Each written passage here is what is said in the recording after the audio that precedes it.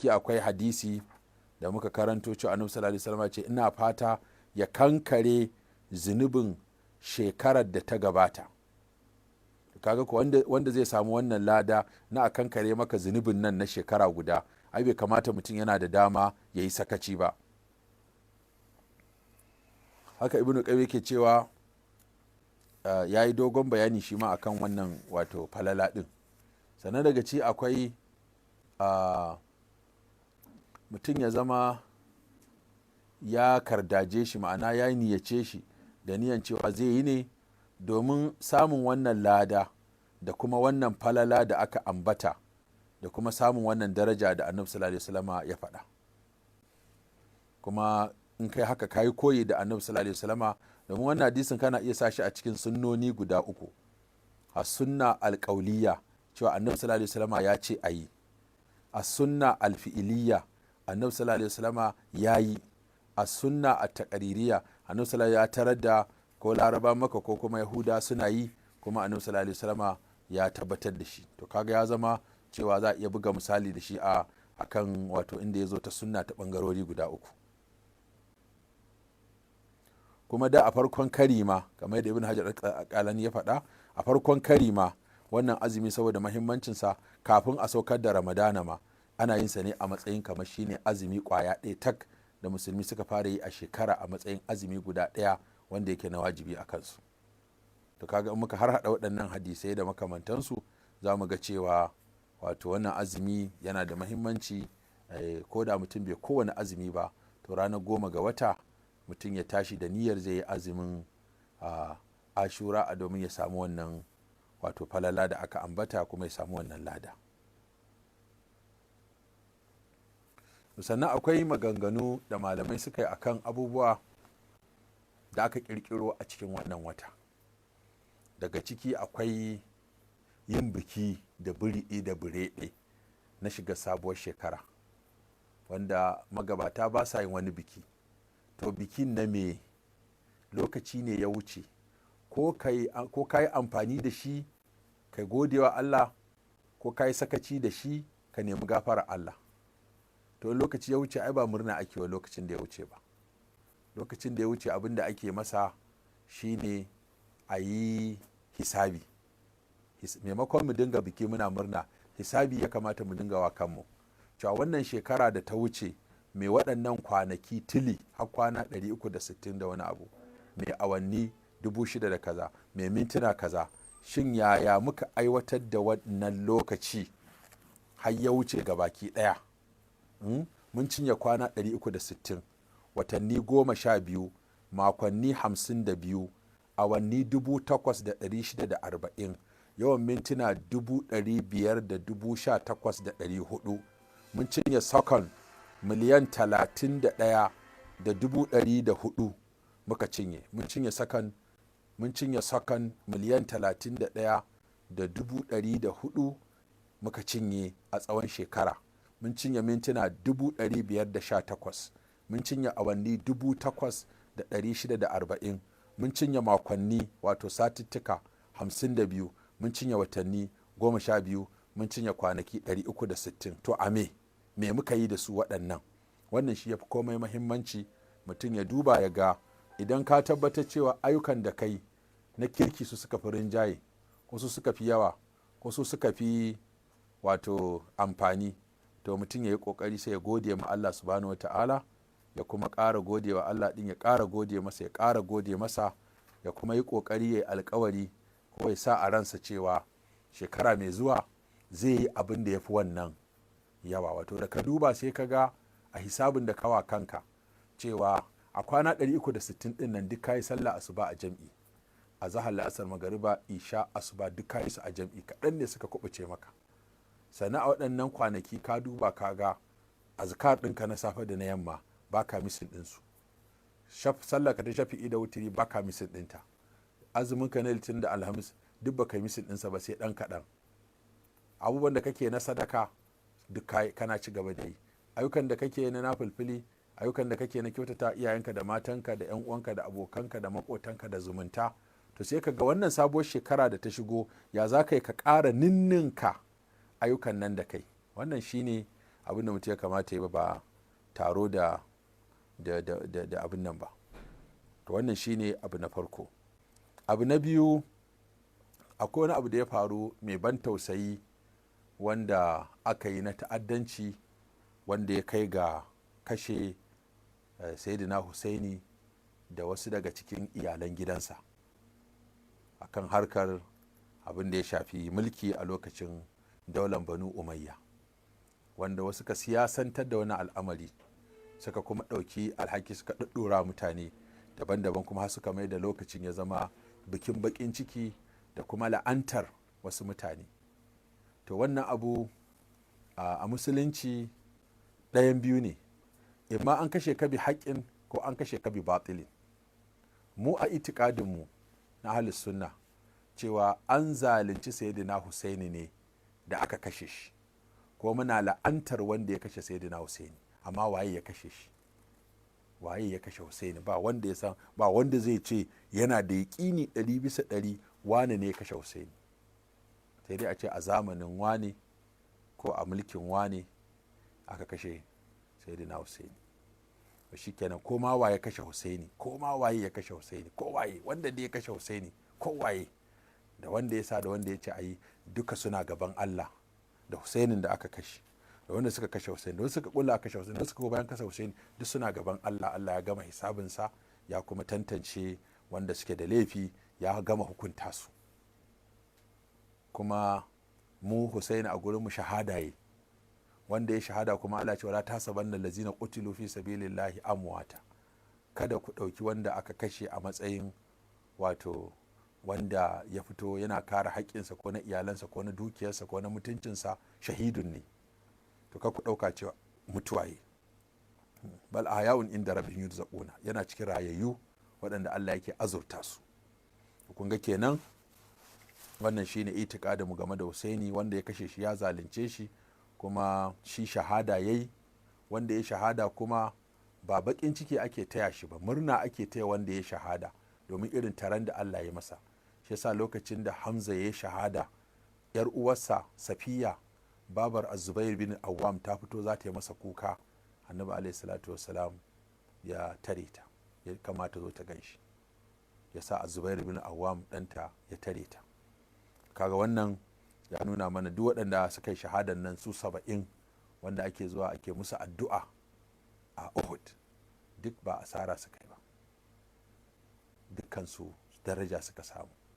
Annabawa ka ayi min nabiyin qutila ko wa ka ayi min nabiyin qatala a wata kira, wa ya qatuluna nabiyina, an kashe annabawa da yawa, amma babu wani annabi da aka ɗauki ranarsa in ba kiristoci da suka ɗauki ko suka kirkiri wani aƙida suka sa a cikin addininsu cewa an kashe annabi Isa a rana kaza, har suka yi mata suna, suke taruwa suke yin abin da suke kira Good Friday ne ko da Easter Monday. To in ba su ba, mu a musulunci ba a mayar da ranar da aka kashe wani ko wani ya shahada a mai da shi ranar bakin ciki. Inda haka ne kuwa, to kaga da wanda ya kamata a mayar da ranarsa da in ta zagayo a dinga bakin ciki shine manzon Allah sallallahu alaihi wasallama. Sannan kuma Abubakar, Umar, Usman, Ali, dukkan manyan mutane suka, muka ce duk wanda sai mun binciko ranar da aka kashe kowa an mai da ita ranar bakin ciki, to za mu waye gari duk kwana 360 din nan ba za mu rasa ranar da za mu yi bakin ciki ba. Amma mu bakin ciki yana faruwa ne ga wanda ya yi asara, ba wanda ya yi nasara ba. Sayyidina Husaini ya yi jarumta, ya tsaya akan haƙƙinsa, ya tsare mutuncinsa, ya tsare addininsa, ya tsare aƙidarsa, aka kashe shi akai da aka shahada yi. Kuma muna fata cewa waɗanda kuma suka yi ta'addancin nan sun karɓi sakamakonsu a wajen Allah subhanahu wa ta'ala. To wannan shine wato shi ma yana ciki. Sannan sai wasu kuma suka ƙirƙiro wata bid'a take ƙalubalantar wannan bid'a ta 'yan shi'a, shine cika ciki da kuma taya juna murna da ranar Ashura. Da ita ma wannan bid'a ce. Muna yara an ta cika mana cikinmu da shinkafa da zogale da abinci da kuma jelar ragon sallah da za a kafe ta har zuwa ranar 10 ga wata a zo a yi abinci da ita a ci. Duk wannan al'adu ne da ba su da asali, ba su da tushe, waɗanda kuma cika cikin nan duk shiriri ta ce da shirme.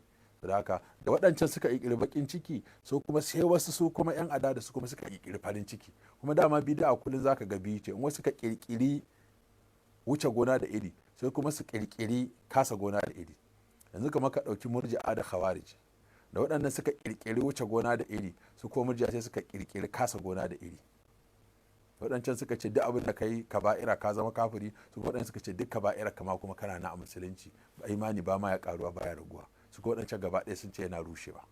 Yasa zaka ga kullum suka ga bid'a da waɗannan suka ƙirƙiri aƙidar wuce gona da iri akan ahlul baiti, sai wasu kuma suka ƙirƙiri aƙidar wuce gona da iri wajen ƙin ahlul baiti. To kaga daidai shine wasto, ka ba wa ahlul baiti matsayinsu da Allah ya basu, ka girmama su yadda Allah ya girmama su, ka girmama su yadda manzo Allah ya girmama su, ka ba su haƙƙinsu da Allah ya ɗora maka a kanka, cewa manzo Allah yana da haƙƙi a kanka da iyalan gidansa. Kuma annabi sallallahu alaihi wasallam ya umarce mu da mu riƙe alƙur'ani kuma mu kula da iyalan gidansa. Shi yasa ana yin daula ta musulunci ma zaka ga iyalan gidan annabi musulman ake ware musu albashi, a ware musu haƙoƙin da za a dinga ba su saboda matsayin annabi sallallahu alaihi wasallam da jinin da suke da shi gare shi. Suna da wannan mutuncin, suna da wannan darajar, saboda waɗanda suka tsaya akan gaskiya suka bi tafarkin manzon Allah sallallahu alaihi wasallam yadda ya zo da shi.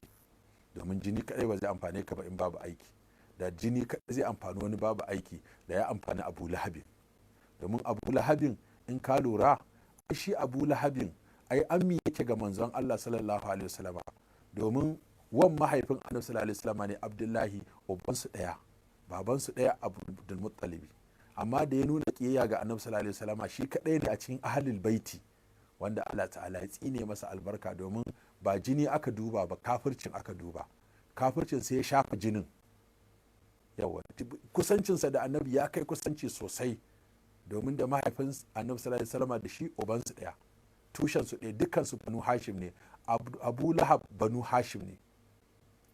Abu Lahab wato jini ne na manzon Allah sallallahu alaihi wasallam, amma da ya ƙi manzon Allah sallallahu alaihi wasallam sai Allah ya shafe masa wannan darajar. Shi kadai ne cikin kafirai wanda Allah ta'ala ya kama sunansa karar a cikin alqur'ani, ta tabbat yada abi lahabin tabba. Kaga da jini kadai zai wa mutum amfani, babu aqida babu musulunci, to da ya amfani Abu Lahabin. Sannan ita kuma Ummu Jamilin daga Banu Umayya take, domin Ummu Jamilin daga gidan Umayya take, su ko Banu Umayya daga gidan Abdushams suke. Abdushams kuma dan Abdulmanaf ne, kamar yadda shi ma Hashim dan Abdulmanaf ne. Kaga tushen su daya ta bangaren jini, da Banu Hashim da Banu Umayya. To kai Banu waye? Su kaji inda suke dukkan su ƴaƴan wato Abdulmanaf ne, tushen su daya. To amma kowace kabila akwai mutanen kirki a cikinta, akwai waɗanda ba na kirki ba. Saboda haka shi yasa sai aka yi musu hukunci na kirkin, aka musu hukunci da kirki, waɗanda ba na kirkin ba aka musu hukunci da rashin kirki. Saboda haka an musu hukunci da kirki, an musu hukunci da rashin kirki, kowa gwargwadon abin da ya aikata. Kun ga wannan shine wato bayani matsakaici wanda ba a goyi bayan kowanne daga cikin masu nawasib da kuma rawafid ba. Nawasib masu yin wannan abin, rawafid kuma, nawasib su ne masu nuna kiyayya ga ahlul baiti, su kuma rawafid masu nuna tsananin soyayya ga ahlul baiti har ta wuce gona da irin da za su ba su matsayin da Allah ya ba su na shari'a. Da haka ka so ahlul baiti, ka ƙi mai ƙin ahlul baiti, domin annabi sallallahu alaihi wasallam ya ce masa sayyidina Ali, ba mai sansa sai mumini, ba mai ƙinsa sai munafiki, kamar yadda ya faɗa game da ansar, cewa hubbul ansar min al-iman, bughdul ansar min an-nifaqi. Da haka muna son sayyidina Ali da iyalan gidansa, kuma ba wanda zai nuna mana soyayya sayyidina Ali da iyalan gidansa, domin in ka duba yadda muke sa Fatima, ina ga duk duniya zan daki wannan kirji, in kuma akwai wanda ya san wata ƙasa a duniya da tafi Najeriya sa Fatima, to ya faɗa mana ita. Don ko Iran ina duba sunayensu na abin nan, sai ka ga suna 100 baka ga Fatima ba.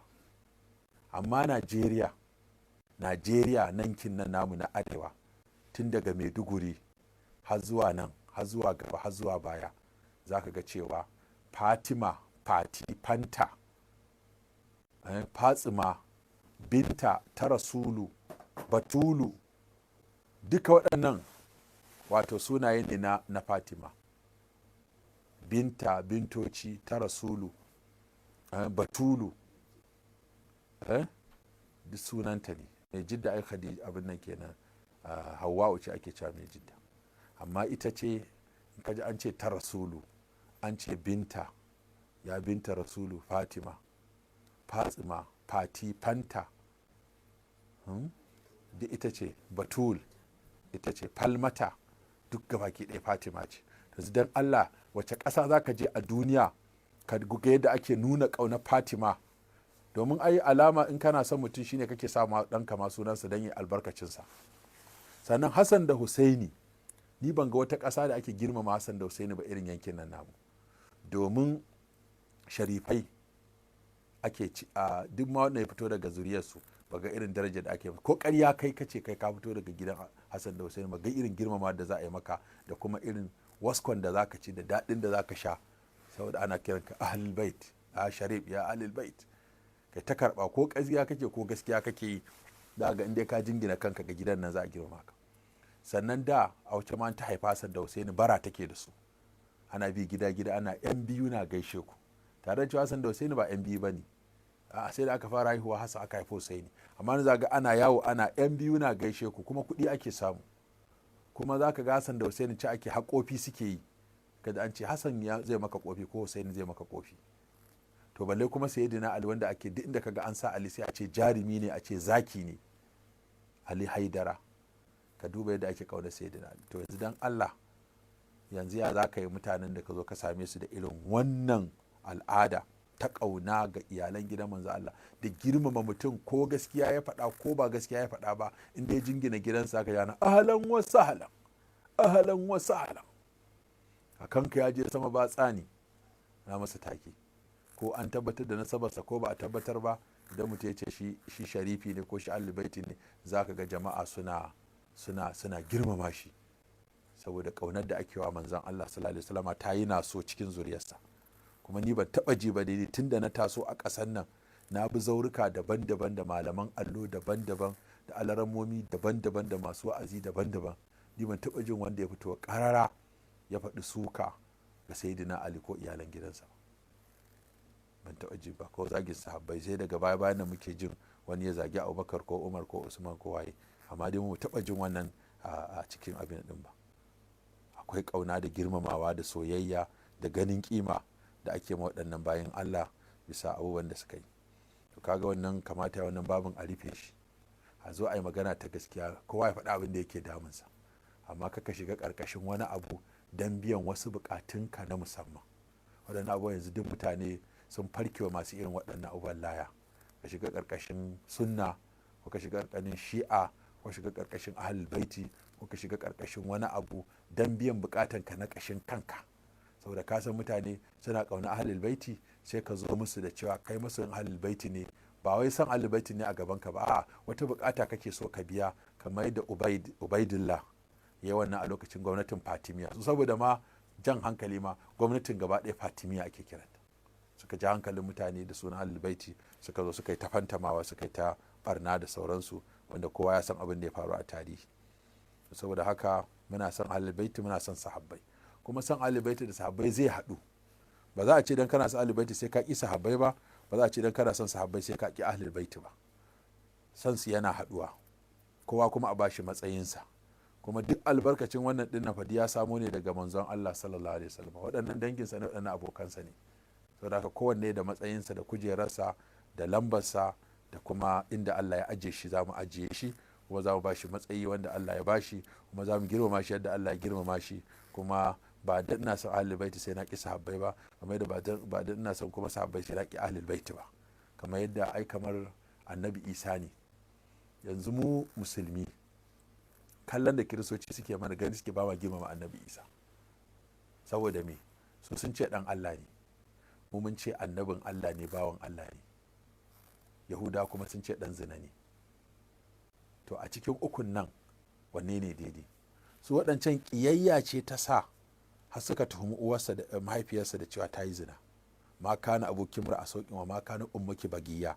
Su yahudu tsananin ƙiyayya suke wa annabi isa, har suka je suka haɗo kai da ruma a zo a kashe shi, kuma suka zo suka wato ƙirƙiri ƙarya suka jingina mahaifiyarsa cewa ya za a yi ta zo da ɗa babu uba, kuma gashi babanta mutumin kirki kuma babata ba karuwa ba ce, suna mata jirwaye mai kama da wanka, suna mata shaguɓi.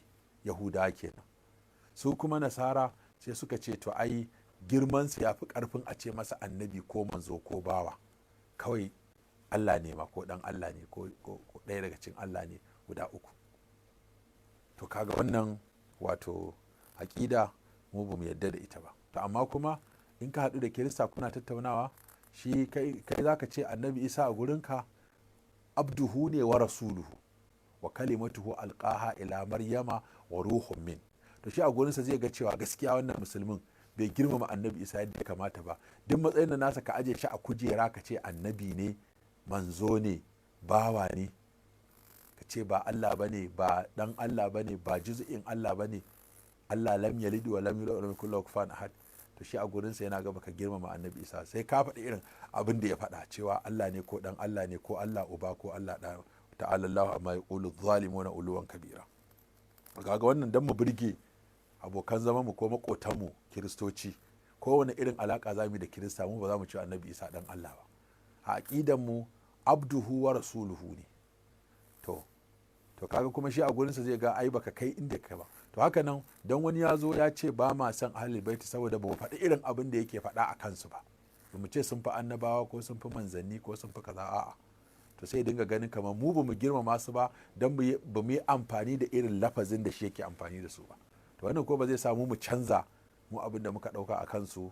Suna da daraja, suna da kima, suna da girma, amma kowa da kujerarsa, ba za mu wuce gona da iri ba. Haka nan sahabbai a gurinmu suna da kima, suna da daraja, amma ba za mu wuce gona da iri mu kai su inda Allah bai kai su ba. To wannan shine wato matsakaicin tunani da ra'ayi na tsaka-tsaki wanda ya fi dacewa da mai hankali da mai basira da kuma mai hangen nesa da kuma nasosi da dalilai. Sannan yana daga cikin abubuwa da aka kirkira a wannan ranaku ko a waɗannan kwanaki shine larabgana. Da ana yin larabganan nan, su kasan iyayenmu da an ce musu abu mai kyau ne kawai suke yi. Su yanzu ne ilimi ya zo da za a ce ina nassi ko ina, in ma nassin yana nan ya inganta ko bai inganta ba.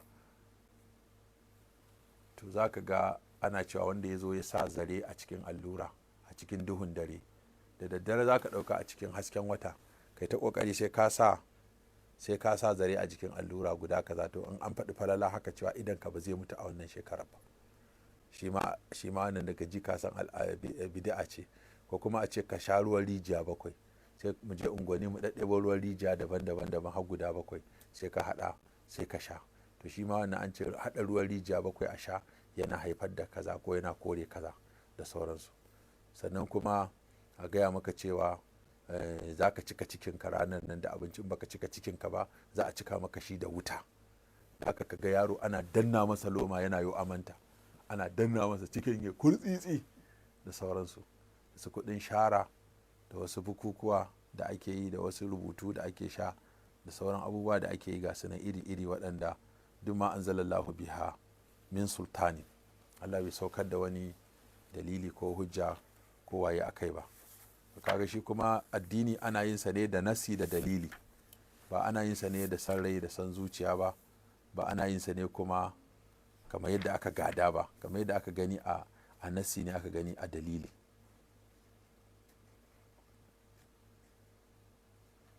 To sannan wasu kan ɗauka cewa annabi alaihi salatu wassalam kama a cikin wannan wata ya hijira, har sai kaga ana taro ana ba da tarihin hijira.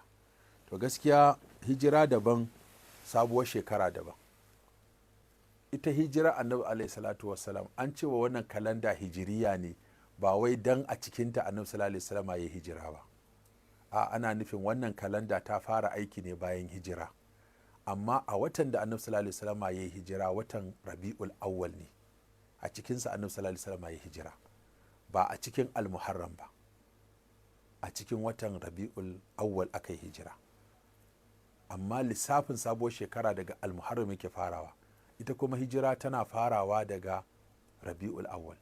to saboda haka maimakon a dinga rabawa sai kawai aka share wannan wata biyun, kawai sai aka bar shi kawai cewa almuharram ya zama shine kalanda, kuma an sawa kalanda hijiriya ne, ba ana nufin cewa a watan aka hijira ba, ita kalanda ce hijiriya, inda ba ma bambanta tsakanin hijiriya don a bambanta ta da masihiyya, shi sa ke kiranta hijiriya.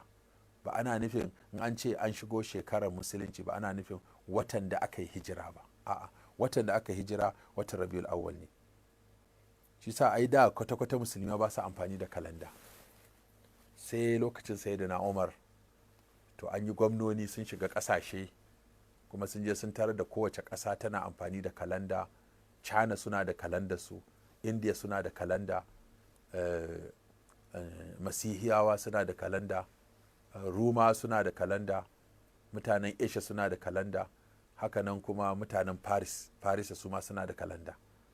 to shine sai sayyidina Umar ya kirawo mitin na manyan sahabbai cewa mu ma musulmi mu zo mu yi tamu kalanda mana, maimakon mu dinga ɗauko na wasu. to shine aka zo aka tattauna akan za a kafe kalanda. Bayan an tattauna sai aka samu shawarwari akan da wace rana ya kamata a fara amfani wajen kafe kalanda. Wasu ka ba da shawara cewa a yi amfani da wato haihuwar manzon Allah sallallahu alaihi wasallam, a dinga cewa daga haihuwar annabi zuwa kaza. Wasu ka ba da shawara ta bi cewa a dinga amfani da wato lokacin fara yi wa annabi sallallahu alaihi wasallam wahayi.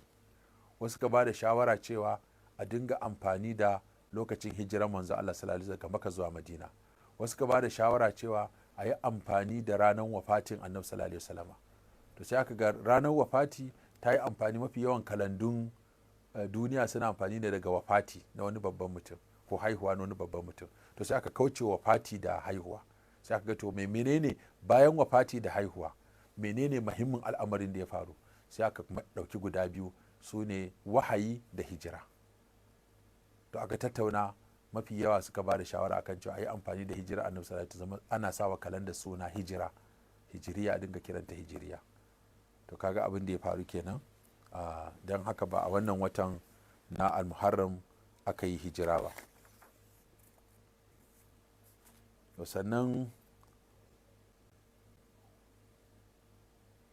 akwai ma wasu bayanai da ake cewa mutum je karanta kaza sau 50, je karanta ayatul kursiyu sau 50 ko ayatul kursiyu adadin kwanakin shekara 365. akwai wanda ya kawo wannan ta bayan mutum ya yi wani azumi da ake yi, to kuma zai je ya je karanta ayatul kursiyu 365 da kuma kwana ana sallah a daren farko na shi almuharram, da kuma wata umara ma da wasu ke gani ya kamata a ji a umara, da kuma azumin wai farkon shekara da ƙarshen shekara. sai mutum ya azumi ranar 29 ko 30 ga watan almuharram, sai watan zulhijja, sai kuma ya tashi ɗaya ga almuharram, wato kamar ya rufe shekararsa da azumi ya kuma shiga sabuwa da azumi. to wannan sai ka kamar gaske ne, shi ma babu, an yi bincike har yanzu ba a ga dalilin da shi wanda ya kawo wannan abin ya dogara da shi ba. shi kuma addinin Allah ba da ka ake yi ba, ba kyan abu ake duba ko yawansa ba, a'a me ya hujjar yin kaza.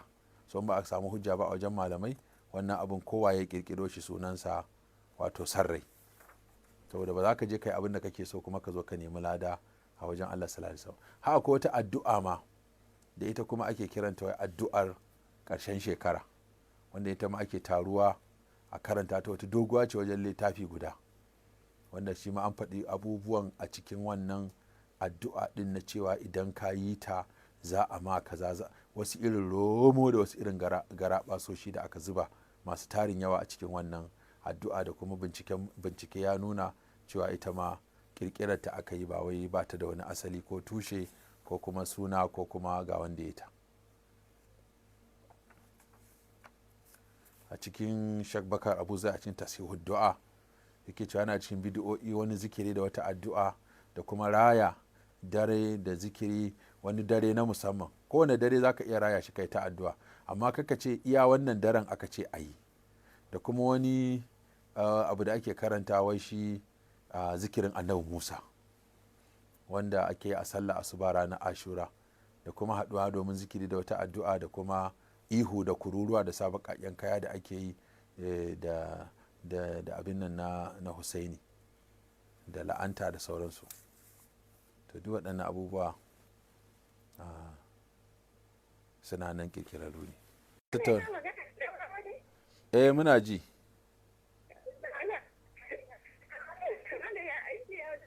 Mun gode wa Allah. Wace ce daga ina? Wace ce daga ina? Ya sunanki? Ummu Salma. Ta Ummu Salma, kin ji abin da muke tattaunawa ko? Na ji abin da kuke tattaunawa. Sai na ko. To me za ki ce? Muna fatan alkhairi. To mun gode Ummu Salma.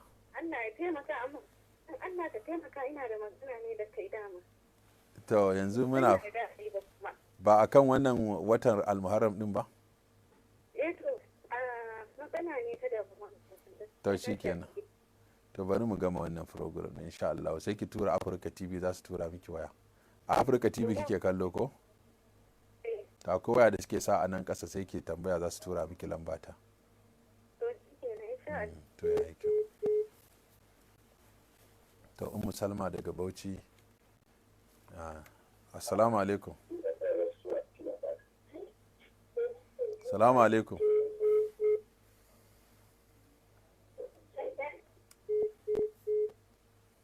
Idan an bugo ana kusa da talabijin, sai a dan matsa daga jikin talabijin din, ko kuma a rage murya. Assalamu alaikum. Assalamu alaikum. Alaikum assalam. Wace ce daga ina?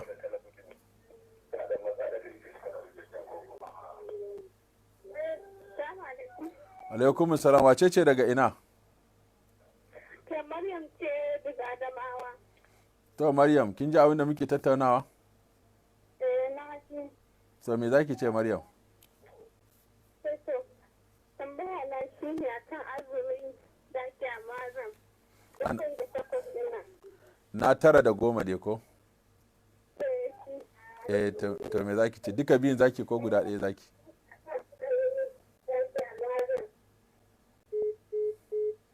To Maryam daga Adama ta yi tambaya akan azumin 9 da 10. Assalamu alaikum. Assalamu alaikum. Wa alaikum assalam.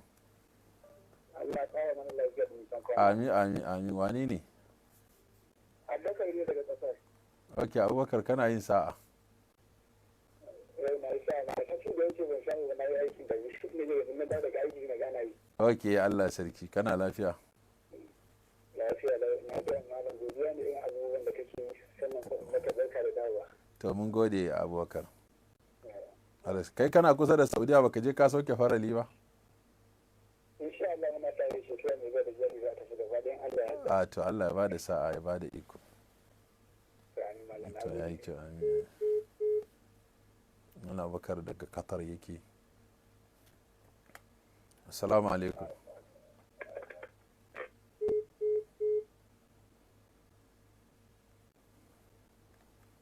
Assalamu alaikum. Wane ne daga ina? Waye daga ina? Wane ne?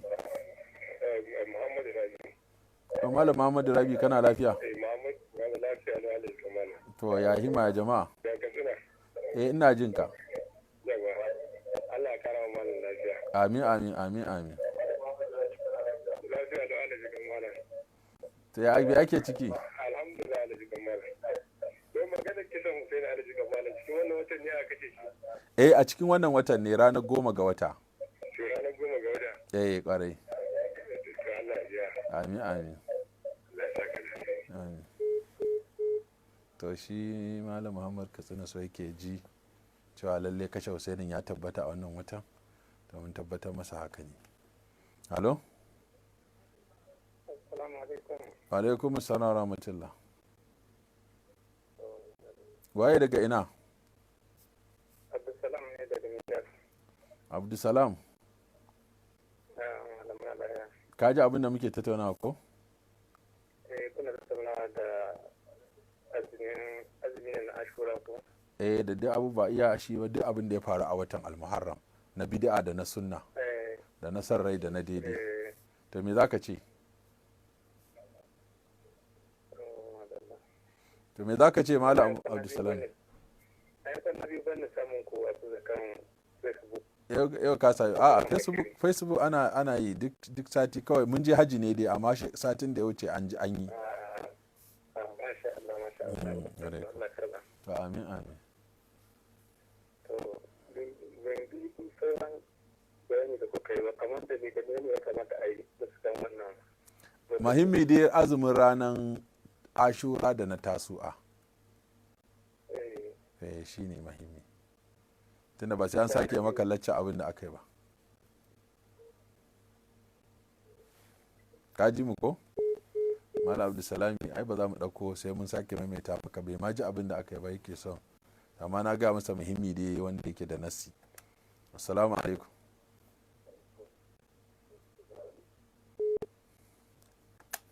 Assalamu alaikum. Wace ce daga ina?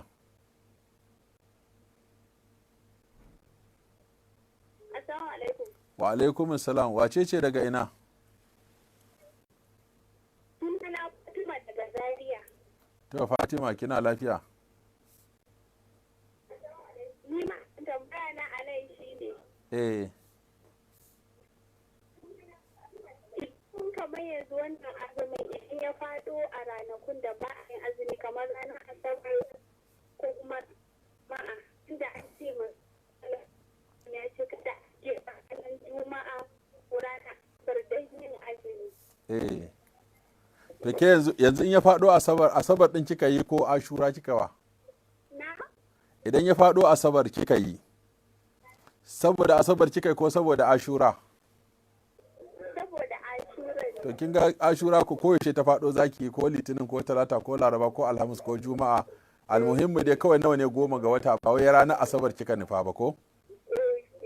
Yawa shi ne shi abinda kai ka ce, maimakon kin ga yanzu an ce a dinga azumi litinin da alhamis, sai kika ce ke ba za ki dinga na litinin da alhamis, za ki dinga yi asabar, to kin ga wannan shi ne ba a so. To ya yi kyau. To masha wannan taka abinda wasu malamai suke faɗa cewa azumin nafila ko in ya faɗo juma'a kaɗai ko ya faɗo asabar kaɗai, mutane an daɗe ana tattauna matsalar nan, zan kasa warware ta. Ko azumin arfa ɗin nan sai da mutane suka yi taimana waya cewa an ce ya faɗo juma'a za a yi ko ba za a yi ba. To kan ku yi ɗin ka ki kwasan lada, haka abu mai lada ya zo ka ce mun ba. Alo? Wa alaikum salam. To ina jin ka ai.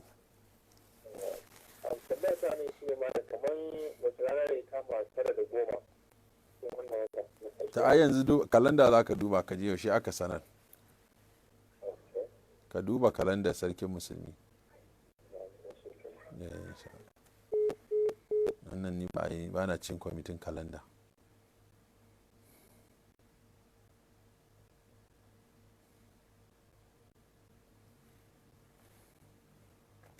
Assalamu alaikum. Assalamu alaikum. Wa alaikum salam. Waye daga ina? Na'am, na ce wane ne daga ina? Assalamu alaikum. Wa alaikum salam.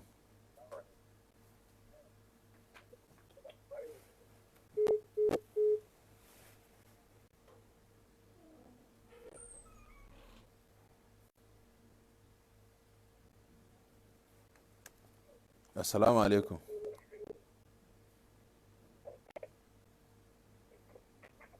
Hello?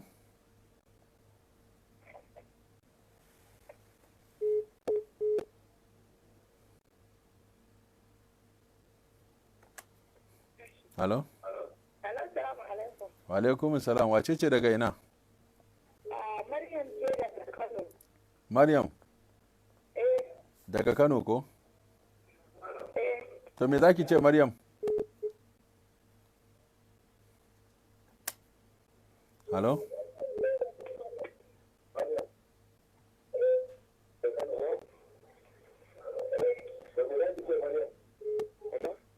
na'am, salamu alaikum. Wa alaikum assalam wa rahmatullah. Yau ma tambaya ta biyu shi ne Kai waye? me hukuncin sunan Muhammad Sani na ga Kano State. Ok, na gane. So tambayar ne ga ita ta biyu a nan shi ne ma me hukuncin wanda yake yin azumin Ramadan ko kuma ya samu mazi a jikinsa shin ya azumin sa yake? Wanda yake azumin ramadana sai kuma ya yi sakaci wani abu ya fita daga gare shi, to wannan za a duba a ga me ya fita. Idan mazi ne ya fita sai a duba me ya fitar da shi. Idan na rashin lafiya ne ba komai. In sha'awa ya yi sai a duba a ga cewa to ai wannan azumi bai kamata mutum yana azumi kuma ya je ya sha'awa ba. Ka gani? Halo? Mamun Saminu Kano. Tambayar ma dai ba ta da alaka da duk da dai akwai an yi magana azumi. Halo?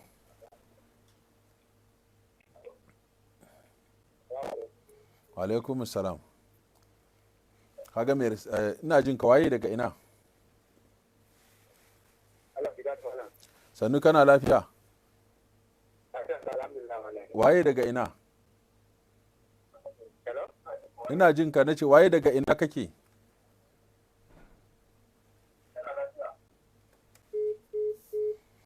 Muhammad Saminu, idan mazi ya fita azumi, inda gangan ya fita azumi guda ɗaya kare sai an rama guda ɗaya kamar da mai risala ya faɗa. Shine bayani a takaice.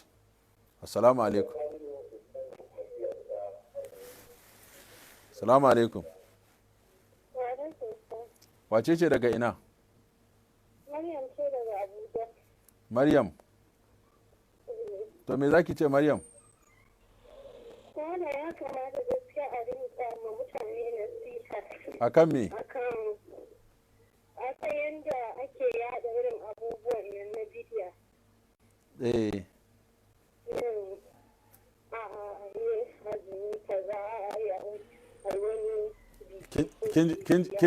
Kin ji farkon tunatarwa da muka yi, Maryam?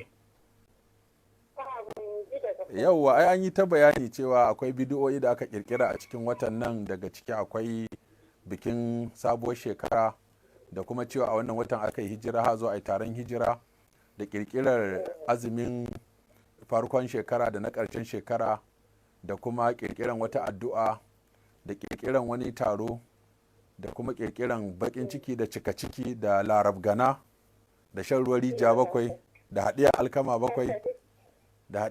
bakwai da kuɗin shara da cika ciki. Duk mun yi bayanin waɗannan cewa ba su da asali, ba su da tushe. Da kin ji farkon karatun zaki ji an yi bayanin su, Maryam. To ke ma sai ki tura musu wannan bayanin. To mun gode.